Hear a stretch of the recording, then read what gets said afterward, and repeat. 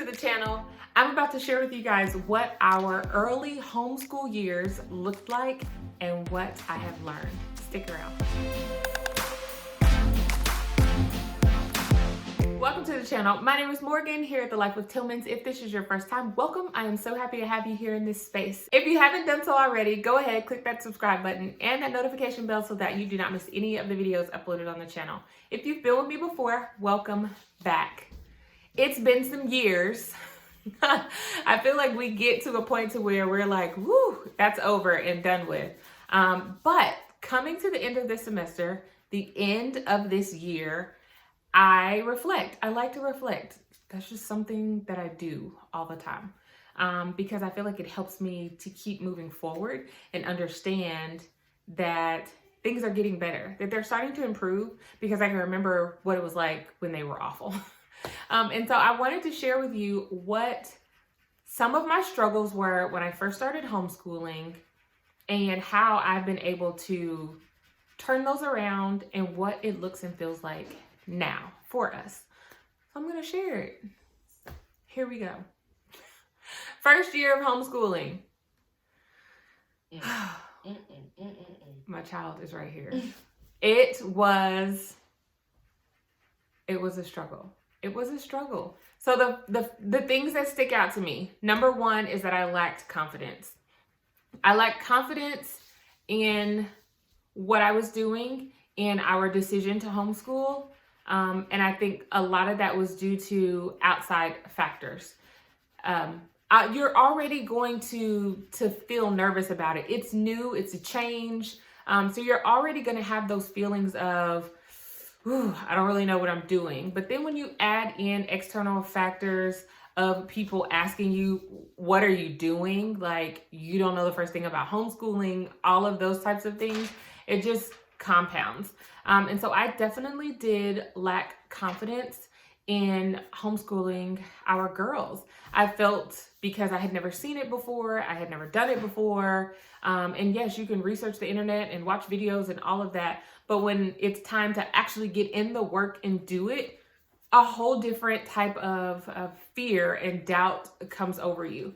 So that was one of the things that stood out to me about the early years of homeschooling is lack of self-confidence in my ability to do it. The second thing that stood out to me was being completely unorganized and prepared. I had no structure. I didn't know my style of teaching. I did not know my girls' styles of learning, which changes. All of those things change. But I did not have any type of structure or understanding of I felt like how things needed to go. And that made for some really tough days because you wake up and you think you're prepared for something and then the day takes off. It's going to keep going whether or not you hang on to it or not. It's going to keep going. So that is number two. Number three is public school mentality or private school, either way. I struggled with that because I brought my public school history as far as a student, and I had a mother who also taught in public school. And along with the 1 or 2 years that my girls had in a private school, I brought that home, which was not good. It was not good. Our home was not built to be run like public or private school. That was never my intentions for our homeschool environment, but because it was all I knew, that it just naturally, that's what I went to. But I realized shortly after that that wasn't what I wanted. It didn't feel right. It didn't feel like the homeschool environment that I had created in my mind. Because remember, I had never seen what homeschool looked like. Nobody, this first generation homeschooler right here. I had never seen that. So I had this idea of what it was going to look like, but then I put that to the side, probably because I wasn't confident, going back to number one, lacking confidence. I wasn't confident that I could do that or that it was supposed to even look that way because I had never seen it. So a lot of times if we don't have an idea of what something looks like, yes, we have these creative minds, but sometimes we're not able to create it. We're just not at that point yet. And I was not there. I was not to where at a point where I felt like I could just step out and create what was in my head and how I wanted our homeschool environment to go. So I naturally just gravitated to what I felt like was comfortable, which was public and private school mentality. And that was a no-go. It was a complete disaster. Number 5 is that I did not fully consider the needs of our daughters as well as myself. I did not consider learning needs. I did not consider the transition that we had to go through. I just thought day one, boom, we're starting. And that was hard. That was hard for all of us because there was no adjustment time. There was no discussion of how this was going to go. They were young anyway. So I think I just completely disregarded their thoughts and feelings about us moving to a homeschool environment, which was a struggle. The introduction needed to be there. The discussion of it needed to be there, even though they were, 4 and 3, 5 and 4, somewhere in there. We didn't have that discussion of them, not being around their friends all the time and what learning at home would look like. And that's probably because my vision was like thrown to the side because I lacked confidence. And with that lacking confidence, I definitely had feelings and times where I just wanted to quit. I thought, girl, you cannot do this. Like, you have stepped out here and you're going to fail. That is how I felt. I had feelings of failure due to lack of confidence. And just not being prepared, no structure, all of those things. So those are my top 5 things that really stand out to me about our early years of homeschooling. Now I want you to know now how those things have shaped how I homeschool now, because I don't ever want to forget those times. I don't want to forget that there were struggles or how I felt and feelings of quitting and the no structure and bringing home the public and private school structure to our home and how much that didn't work and not considering my girls' feelings. I don't ever want to forget those things, because when I forget those things, there will be and could be times where I revert back to that. Because seasons come and go. And there are times where we struggle with some things. And if we don't have a good grasp on what we've already overcome, then we could possibly end up right back in the same situation. I don't ever want to go back to that, because our homeschool environment is good. It's really good. There is always room for improvement, but it's really good. Everybody's happy with what we're doing, and they're all learning. And that's the point. Like, literally at the end of the day, we just want our children to learn in an environment that is loving and caring and conducive to them. That's it. So things started to turn around for me in our homeschool environment when I started realizing and doing these things. Number 1 is realizing that I couldn't do it all on my own. I am a believer in God, and I prayed. Give me what I need every single day, and I still do this same prayer. Give me what I need today to be the teacher and the mother that my girls need me to be. And I do that every single day, because we don't all wake up the same. I don't wake up the same every single day. My girls don't wake up the same. They may have had a nightmare. I don't know. I may wake up and I'm exhausted. Who knows? But I always pray that I am doing what he would have me to do, that he give me what I need in order to provide the education, the environment, the love, the care that our girls need to be able to thrive here.